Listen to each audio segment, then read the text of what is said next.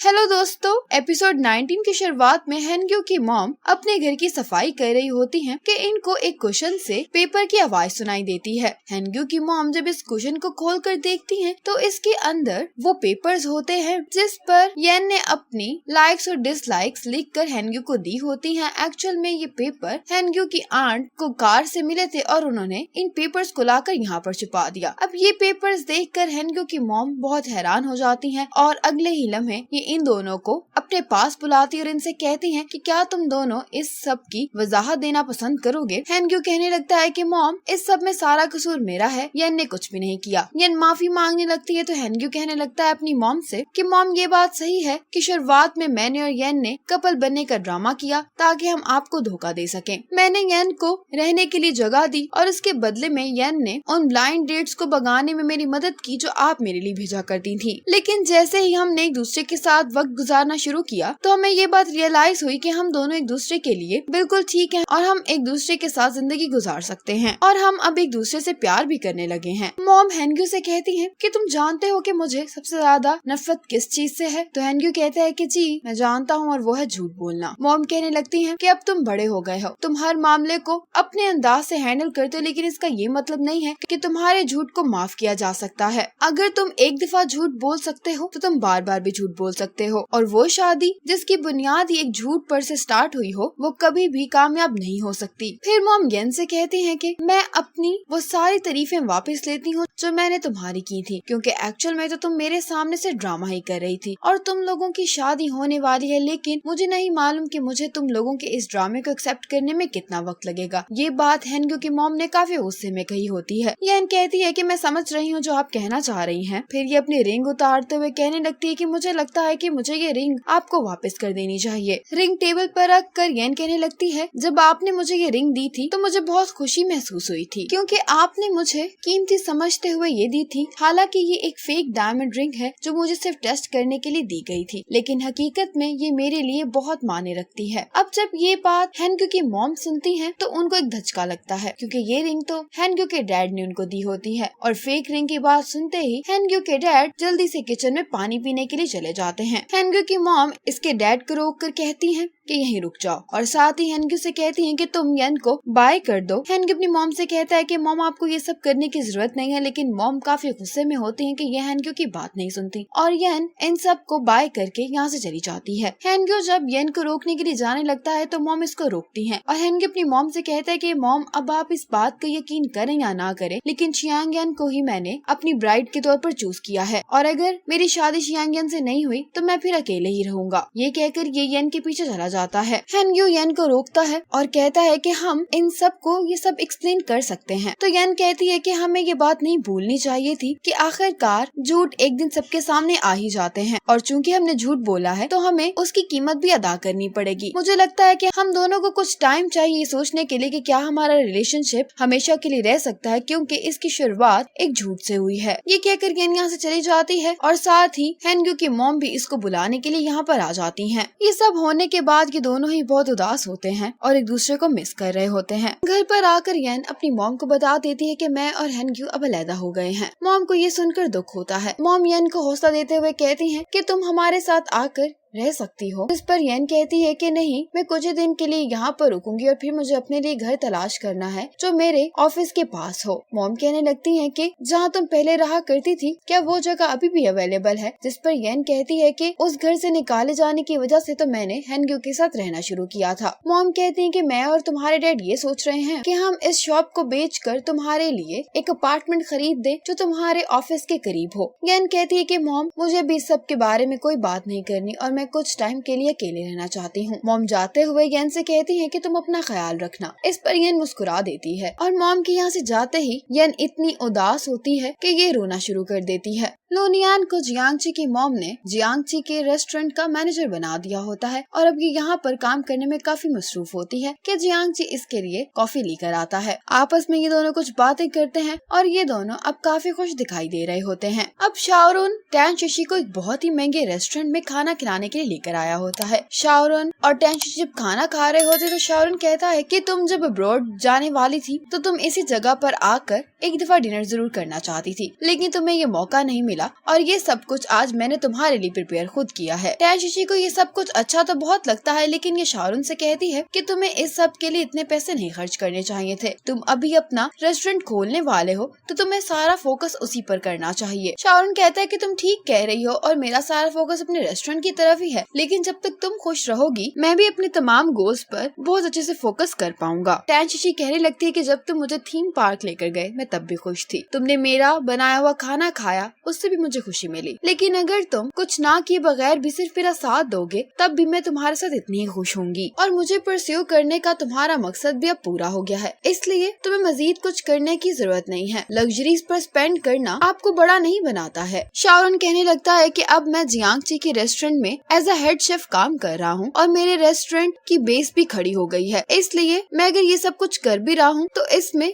मेरा कोई नुकसान नहीं हो रहा क्योंकि मेरे पास अभी टाइम भी है और अपॉर्चुनिटी भी। टेंशी कहने लगती है कि सिर्फ लव रिलेशनशिप्स ही हमारी पूरी जिंदगी नहीं होते हैं, ये हमारी जिंदगी की बुनियाद नहीं हो सकते हैं और ना ही मैं सिर्फ तुम्हारी जिंदगी का वाहिद मकसद हो सकती हूँ। तुम्हारे लिए जरूरी है कि तुम्हारी जिंदगी में और भी बहुत सारे इम्पोर्टेंट काम हो करने के लिए। फिर साथ ही कहने लगती है कि आज मैं तुम्हें फिर से तुम्हारी बड़ी बहन होने के नाते एक लेसन दे रही हूँ। ये कहकर टेंशी यहाँ से चली जाती है। शाओरन ये खाना पैक करवा कर रेस्टोरेंट वापस आ जाता है जहाँ पर जियांगची बैठा होता है और शाओरन काफी उदास लग रहा होता है। वहाँ से आने के बाद टेंशी को भी ऐसा महसूस होता है जैसे इसने शाओरन का दिल तोड़ दिया है। पब्लिशिंग हाउस पहुँच कर टेंशी येन को मैसेज करती है कि अगर तुम अभी जाग रही हो तो जल्दी से पब्लिशिंग हाउस पहुँचो क्योंकि हीहॉन को कुछ हो गया है। येन बहुत परेशान पब्लिशिंग हाउस पहुँच जाती है और जाते ही हीहॉन को गले लगाती है और इससे पूछती है कि आखिर आज क्या हुआ है तुम्हें। हीहॉन बताने लगती है कि आज मैं काम करने के लिए देर तक रुकी थी और मेरे पास शाओफेंग आया। ये कहकर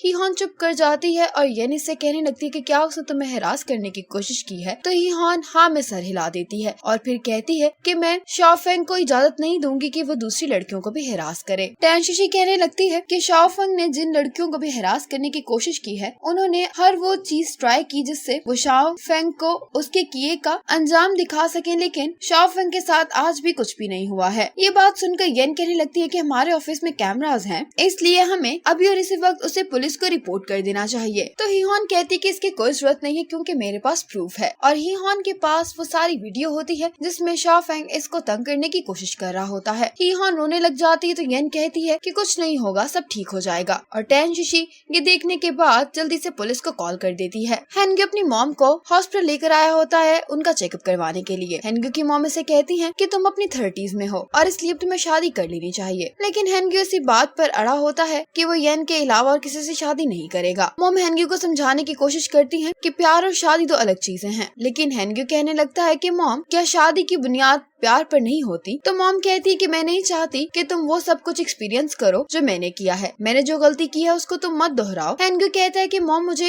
येन पर यकीन है, तो मॉम कहती है कि मुझे उस पर यकीन नहीं है। मुझे पहले लगा था कि वो एक सच्ची लड़की है, लेकिन उसने तुम्हारे साथ मिलकर मुझसे झूठ बोला है। तुम्हें मुझे सच्चाई के बारे में पहले ही बता देना चाहिए था, इससे पहले कि मैं खुद सच्चाई जान लेती। हेनग्यू कहने लगता है कि मॉम मैंने आपको सच्चाई इसलिए नहीं बताई ताकि आप ये ना फील करें कि आपके इर्द गिर्द सारे लोग ही झूठ बोलते हैं। मॉम कहती है कि तुम्हारी ये स्टेटमेंट ही गलत है। अगर तुम शुरू से ही मुझे सब कुछ एक्सप्लेन कर देते जब मैंने पहली दफा येन को देखा था, तो हो सकता है कि मैं खुद ही तुम्हारा और येन का एक दूसरे के साथ रिलेशनशिप जोड़ती। हेनग्यू अपनी मॉम से कहता है कि मॉम मुझे समझ आ गई है कि मैंने गलत किया है। मॉम कहते हैं कि मुझे ये जानकर खुशी हुई कि तुमने अपनी गलती से सबक सीख लिया है। सच कहूँ तो मुझे येन शुरू से ही बहुत अच्छी लगी थी और अगर तुम दोनों वाकई में एक दूसरे को इतना चाहते हो और अभी भी एक दूसरे के साथ रहना चाहते हो तो फिर तुम दोनों को शादी कर लेनी चाहिए। हेनग्यू कहता है कि अब आपकी सपोर्ट के साथ मैं येन का दिल दोबारा जीतने की कोशिश करूंगा और फिर ये अपनी मॉम से कहता है कि आप वादा करें कि आप अपने लिए खुश रहेंगी। इतने में यहाँ पर येन की मॉम आ जाती हैं। येन की मॉम आकर हेनग्यू की मॉम से कहती हैं कि मुझे नहीं लगा था कि हमारी मुलाकात दोबारा इस तरह से होगी। हेनग्यू की मॉम थोड़ा सा परेशान होकर कहती हैं कि आप यहाँ पर क्यों आई हैं? तो येन की मॉम कहती है कि यहाँ पर मैं अपनी कुछ मेडिकल रिपोर्ट लेने आई हूँ, लेकिन आप बताएं आप यहाँ पर क्यों हैं? हेनग्यू की मॉम कहने लगती है कि मैं तो यहाँ पर अपना रेगुलर चेकअप करवाने के लिए आई हूँ।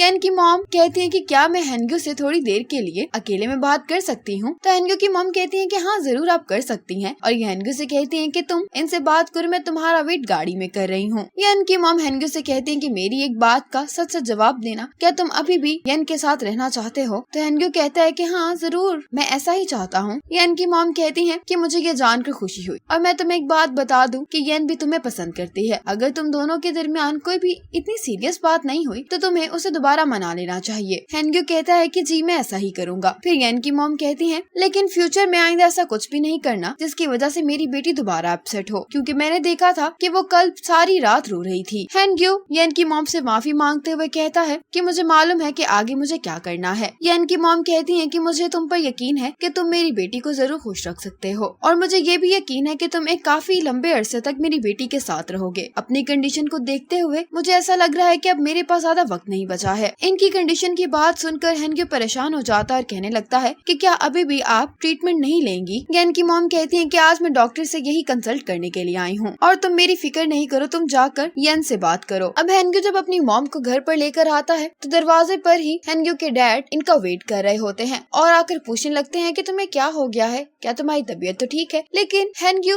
और इसकी मॉम इन्हें इग्नोर करते हुए ऊपर चले जाते हैं, और इतने में पीछे से एक लड़की की आवाज आती है जो इसके डैड को बुला रही होती है। हेनग्यू के डैड को किसी लड़की की आवाज सुनाई देती है, जो पीछे मुड़कर देखते हैं तो ये वही लड़की होती है जिसके साथ हेनग्यू के डैड का पास्ट में रिलेशनशिप रहा है। हेनग्यू के डैड से पूछते हैं कि तुम यहाँ पर क्या कर रही हो? तो ये कहने लगती है कि मैं कुछ लिख रही थी, लेकिन मेरे पास कोई आइडिया नहीं था, तो मैंने सोचा कि क्यों ना यहाँ पर आकर कुछ आइडियाज लिए जाएं। हेनग्यू के डैड से कहते हैं मेरे साथ खेलना बंद कर दो, और तुम ये बात जानती हो कि हमारे दरमियान सब कुछ खत्म हो गया है। ये लड़की तो जैसे हेनग्यू के डैड को टीज कर रही होती है और फिर कहती है कि मेरा जल्द ही इंटरव्यू होने वाला है, तो अपनी फैमिली के साथ टीवी देखना और मुझे सपोर्ट करना। हेनग्यू के डैड ठीक है कहकर आगे चले जाते हैं। अब हेनग्यू के डैड अंदर आकर इससे कहते हैं कि मैं सोच रहा हूँ कि तुम्हारी ग्रैंडमा आंट और तुम्हारी मदर को अपने साथ एक वेकेशन पर ले जाऊं, लेकिन मैं चाहता हूँ कि तुम भी हमारे साथ इस वेकेशन पर चलो, ताकि उनको यही लगे कि तुम उन्हें वेकेशन पर लेकर जा रहे हो। हेनग्यू कहता है कि मैं अपने क्लिनिक पर बहुत बिजी हूँ, इसलिए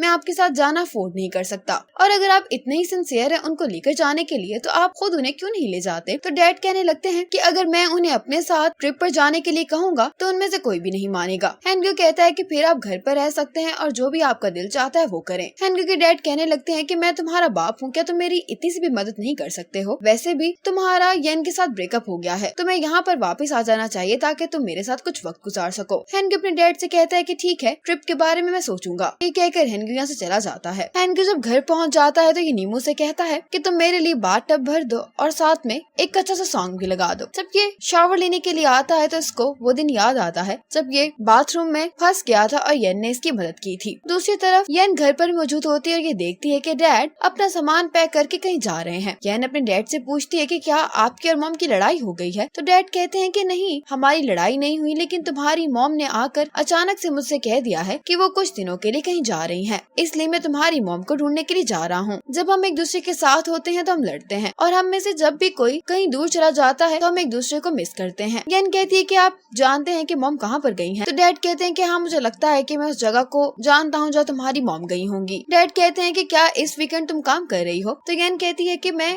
अपने घर से ही काम करूंगी। तो डैड कहते हैं कि ठीक है, फिर चंद दिनों के लिए तुम मेरी जगह पर शॉप को संभालो। यन अपने डैड से कहती है कि डैड आप जानते हैं कि ये पीक सीजन है और शॉप पर बहुत काम होता है, और मुझे नहीं लगता कि मैं इतना अच्छा बारबेक्यू करती हूँ, तो मुझसे ये सब नहीं होने वाला। डैड कहते हैं कि तुम फिक्र नहीं करो, मैंने तुम्हारी मदद करने के लिए किसी को बुला लिया है। यन को अपने डैड पर शक होता है और ये कह देती है कि क्या आपने हेनग्यू को मेरी मदद के लिए बुलाया है? तो डैड कहते हैं कि नहीं, तुम्हारी मॉम ने मुझे बताया था कि तुम दोनों के दरमियान कोई मसला चल रहा है, तो मैं भला उसको कैसे बुला सकता था। डैड के जाते ही यन को हेनग्यू का मैसेज आता है कि मैं फिर से अपने बाथरूम में फंस गया हूँ, क्या तुम आखिरी दफा यहाँ पर आकर मेरी मदद कर सकती हो? यन ये मैसेज पढ़ती जरूर है लेकिन इसका कोई भी जवाब नहीं देती है, और हेनग्यू भी काफी टाइम के लिए यन का वेट करता है लेकिन उसका नतीजा कुछ भी नहीं निकलता। अब लूनियान जियांगची के साथ अपने पेरेंट्स को मिलने के लिए जा रही होती है। ये लोग बस में जा रहे होते हैं। लूनियान अपनी फीलिंग्स जियांगची के साथ शेयर करते हुए कहती है कि जब भी कोई मेरे करीब आने की कोशिश करता था तो मेरे दिल में मौजूद एक रडार बीप करने लगता था कि मुझे इससे फासला रखना है, लेकिन जब तुम मेरे करीब आए तो मेरा पहली दफा ये दिल चाहा कि मैं अपने इस रडार को बंद कर दूं। जियांगची कहता है कि ऐसा क्यों है? तो लूनियान कहती है कि मैं जल्दी लोगों से घुला मिला नहीं करती और ज्यादातर लोगों से होशियारी रहती हूँ कि कहीं वो मुझे नुकसान न पहुँचा दे, लेकिन पता नहीं क्यों मेरा तुमसे होशियार रहने का दिल नहीं करता। लुनियान की ये बात सुनकर जियांगची हंसने लगता है। हेनग्यू अपने क्लिनिक में होता है कि नर्स आकर हेनग्यू से कहती है कि आज आप वीकेंड पर भी काम क्यों कर रहे हैं, आपको तो अपनी फियांसे के साथ जाकर टाइम स्पेंड करना चाहिए। हेनग्यू इससे पूछता है कि जब तुम्हारी एज की लड़कियां अपने बॉयफ्रेंड से नाराज होती हैं तो तुम लोगों को कैसे मनाया जाता है। तो ये नर्स इसको बताती है कि आपको सिर्फ अपनी गर्लफ्रेंड से माफी मांगने की जरूरत है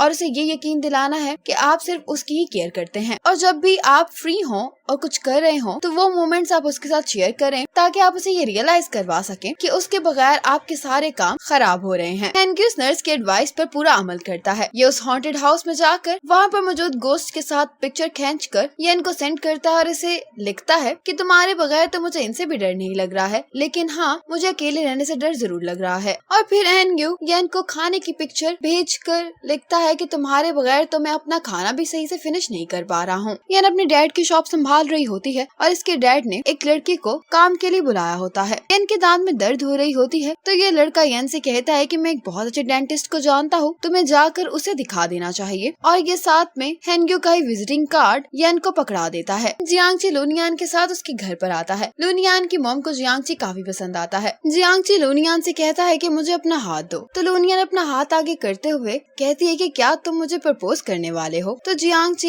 इसके हाथ में एक टैंजरीन पकड़ा देता है। तो लुनियान कहने लगती है कि तुम ऐसे ही मुझे कह देते कि तुम मुझे ये पील करने के लिए दे रहे हो। तो जियांगची कहता है कि मुझे मालूम है कि तुम्हें इम्पोर्टेंट इन्फॉर्मेशन पब्लिक एरिया में रिसीव करना अच्छा नहीं लगता। लुनियान जियांगची का दिया हुआ टैंजरीन छीले जा रही होती है और जियांगची कहने लगता है कि ये बताने के लिए कि तुम मेरी जिंदगी में सबसे ज्यादा इम्पोर्टेंट हो, तुम्हारे घर आया हूँ ताकि तुम यहाँ पर सिक्योर फील कर सको। अब चूँकि लुनियान इस टैंजरीन को पील कर ही चुकी होती है और इसके अंदर जियांगची ने एक रिंग रखी होती है। जियांगची लुनियान के आगे वो रिंग करते हुए कहता है कि क्या तुम मुझसे शादी करोगी। लुनियान ये सब बातें सुनकर बहुत इमोशनल हो जाती है और ये जियांगची का मैरिज प्रपोजल एक्सेप्ट भी कर लेती है। जियांगची लुनियान को रिंग पहनाता है। ये दोनों एक दूसरे को हक करते हैं और ये दोनों एक दूसरे के साथ काफी खुश दिखाई दे रहे होते हैं। येन के रेस्टोरेंट में एक ऑर्डर आता है और इसके डैड का बुलाया हुआ हेल्पर ये डिलीवरीज करने के लिए जा ही रहा होता है कि वो साइकिल से गिर जाता है। येन को इस पर गुस्सा तो आता है कि ये यहाँ पर मेरी मदद करने के लिए आया है या मेरी मुश्किलात बढ़ाने के लिए, और फिर येन को ये डिलीवरी करने के लिए जाना पड़ता है। इस डिलीवरी की लोकेशन एक पार्क में होती है। येन वहाँ पर पहुँच तो जाती है लेकिन इसे वहाँ पर कोई भी दिखाई नहीं दे रहा होता और फिर अचानक एक आदमी अपना पार्सल रिसीव करने के लिए यहाँ पर आ ही जाता है। यहाँ पर येन को टैनशिशी का मैसेज आता है जिसमें टैनशिशी ने येन से ये कहा होता है कि जिस राइटर के साथ ये लोग काम करने वाले हैं उसका कल इंटरव्यू है, तो क्या तुम इस राइटर से ये पूछ सकती हो कि हमारा पब्लिशिंग हाउस भी इस प्रोजेक्ट को ज्वाइन कर सकता है। येन वैसे तो बिजी होती है लेकिन फिर भी वो टैनशिशी के लिए ये करने को तैयार हो जाती है क्योंकि टैनशिशी ही हॉन को साइकोलॉजिस्ट के पास लेकर जा रही होती है और उसके पास ये सब करने का वक्त नहीं होता। जब टैनशिशी ही हॉन को साइकोलॉजिस्ट के पास लेकर आई होती है तो इसे शारून का मैसेज आता है कि वो इसे मिलना चाहता है। इतने में ही अंदर रूम से आवाज आती है और टैनशिशी जाकर देखती है तो ही हॉन इतनी मेंटली अपसेट होती है कि ये यहाँ पे भी शोर कर रही होती है। टैनशिशी इसको लेकर एक रेस्टोरेंट में आ जाती है क्योंकि ही हॉन साइकोलॉजिस्ट से अपना ट्रीटमेंट नहीं करवाना चाहती होती। टैनशिशी इसको समझाती है कि वो काफी फेमस साइकोलॉजिस्ट है और उसे